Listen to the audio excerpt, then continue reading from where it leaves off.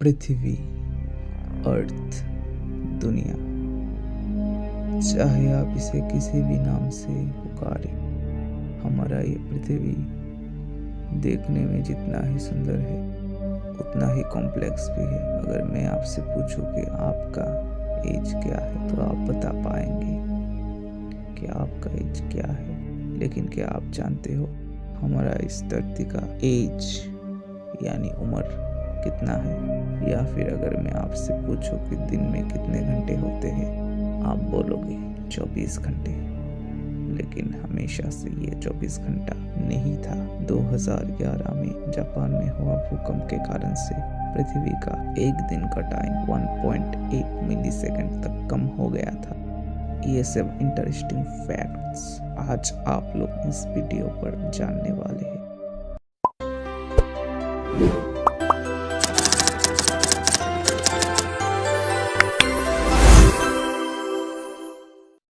Fact number 12, क्या आप जानते हो कि हमारे पृथ्वी का एज क्या है, यानी हमारे धरती का उम्र कितना है? हमारा पृथ्वी का उम्र है 494 करोड़ साल, यानी 454 करोड़ ईयर्स।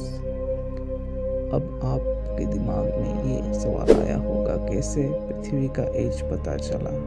पृथ्वी का एज पता चला है एक टेक्निक के माध्यम से जिसका नाम है रेडियोमेट्रिक डेटिंग। ये रेडियोमेट्रिक डेटिंग की सहायता से साइंटिस्ट ने पता लगाया है कि पृथ्वी का एज कितना है। पृथ्वी पर मिलने वाला सबसे ओल्डेस्ट पत्थर की सहायता से उसका रेडियो डेटिंग निकाल के पृथ्वी का एज कैलकुलेट किया गया। फैक्ट नंबर 11, पृथ्वी का टेम्परेचर धीरे धीरे बढ़ रहा है। आज से लगभग 10 करोड़ साल बाद सूरज का टेम्परेचर आज के मुकाबले 10% इंक्रीज कर जाएगा और करीब 400 करोड़ साल बाद पृथ्वी का सारा पानी बाष्पीभूत हो जाएगा और करीब 750 करोड़ साल बाद पृथ्वी का हालत मंगल जैसा हो जाएगा। फैक्ट नंबर 10, अगर मैं आपसे पूछूं कि दिन में कितने घंटे होते हैं तो आप लोग बोलेंगे कि 24 घंटे, लेकिन सिचुएशन हमेशा से ऐसा नहीं था। आज से करीब 6 करोड़ साल पहले एक दिन में करीब 21 घंटे 54 मिनट होते थे और धीरे धीरे चांद, सूरज और पृथ्वी के अट्रैक्शन फोर्स के कारण से और पृथ्वी पर होने वाला हाई टाइड और लो टाइड और पृथ्वी के ऑर्बिट में कुछ चेंजेस होने के कारण से ये 21 घंटे 54 मिनट का आंकड़ा आज 24 घंटे तक आ पहुंचा है। लेकिन हर 100 साल में करीब एक दिन से समय 1.7 मिलीसेकंड करके कम हो रहा है। और भी बहुत सारे कारण, जैसे कि नेचुरल डिजास्टर के कारण से पृथ्वी का समय कम हो रहा है। जैसे कि उदाहरण के स्वरूप 2011 में जापान में होने वाला अर्थक्वेक के वजह से एक दिन से समय करीब 1.8 मिलीसेकंड कम हो गया। फैक्ट नंबर 9, पृथ्वी गोल नहीं है। छोटे से हम लोग किताबों पर पढ़ते आ रहे हैं कि पृथ्वी गोल है, लेकिन दोस्तों पृथ्वी एक्यूरेट गोल नहीं है। इसके शेप को जियोड बोलते हैं। ये इस शेप का हो गया है क्योंकि ये अपने ऑर्बिट में इतने तेज घूमता है कि इसका शेप ऐसा हो गया है। फैक्ट नंबर 8, पेड़ यानी ट्री। हम लोग सोचते हैं कि ट्री से हमें सबसे ज़्यादा ऑक्सीजन मिलता है। सभी जीवों को बचने के लिए ऑक्सीजन की रिक्वायरमेंट है और हमको पता है कि ट्री हमें ऑक्सीजन प्रोवाइड करता है। आपको जानकर हैरानी होगी कि केवल 40% ऑक्सीजन जो कि एटमॉस्फेयर पर उपलब्ध है वो ही पेड़ प्रोवाइड करता है। बाकी 60% समुद्र में रहने वाले समुद्री पेड़ जैसे कि प्लैंकटन, फाइटोप्लैंकटन, ये सब प्रोवाइड करते हैं। फैक्ट नंबर 7, क्या आपको पता है सबसे लॉन्ग माउंटेन कौन सा है? मैक्सिमम जगह पर आप लोगों को मिलेगा कि अंडीज माउंटेन, बट ये सही आंसर नहीं होगा। हम जो माउंटेन देख पाते हैं वो केवल 10% ही विजिबल होता है, बाकी 90% तो समुद्र के अंदर होता है, जिसको मिड ओशन रेंज सिस्टम बोला जाता है।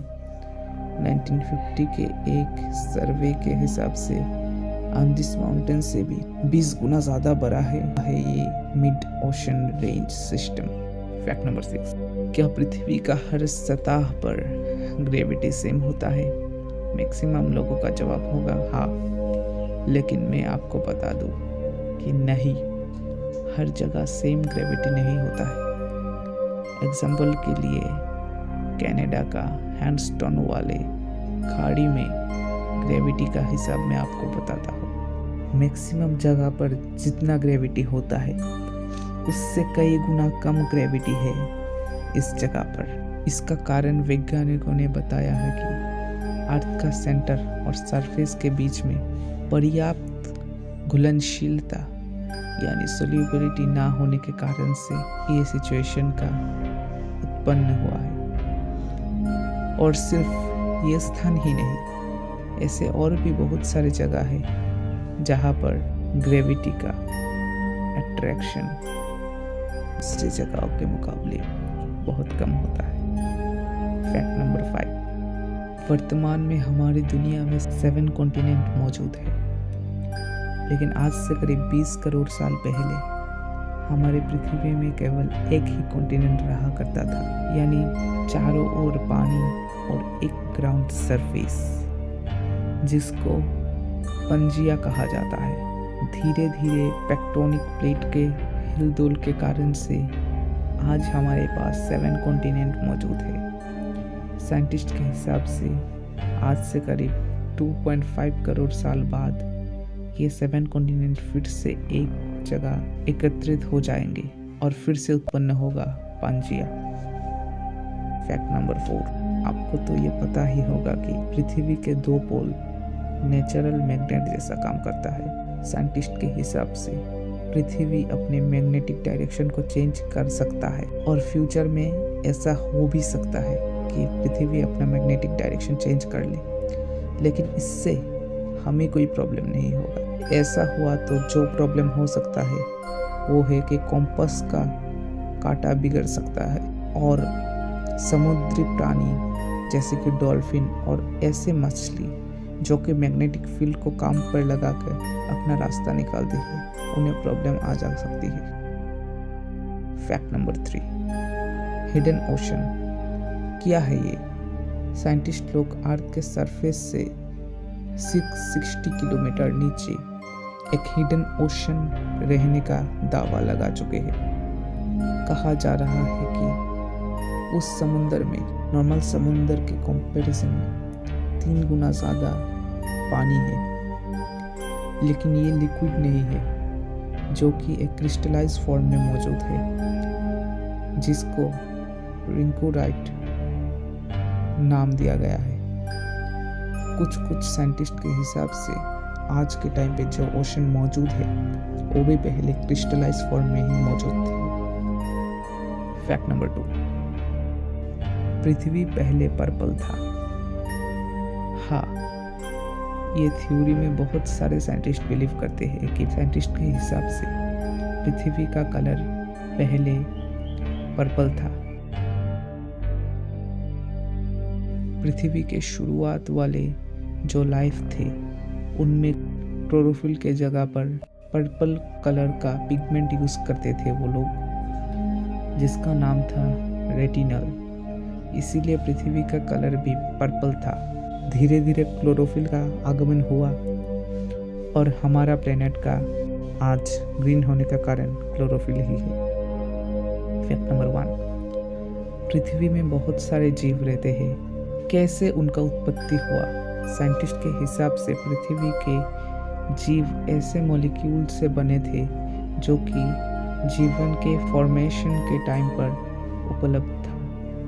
ये मॉलिक्यूल अपने आप से अपग्रेड हो सकते थे और अपने आप ही रेप्लिकेशन कर सकते थे, जैसे कि डीएनए। बट क्या ये मॉलिक्यूल दुनिया में उत्पन्न हुए थे या फिर किसी बाहरी जगत से आकर हमारे पृथ्वी पर गिरे थे? इसका कोई सीधा साधा जवाब, क्लियर जवाब साइंटिस्ट के पास नहीं है। तो गाइस, पृथ्वी के बारे में इतना कुछ जानने के बाद आपको कैसा लगा ये कमेंट में ज़रूर बताइएगा और वीडियो को शेयर कर दीजिएगा अपने दोस्तों के साथ और ऐसे वीडियोस के लिए चैनल को सब्सक्राइब कर दीजिएगा।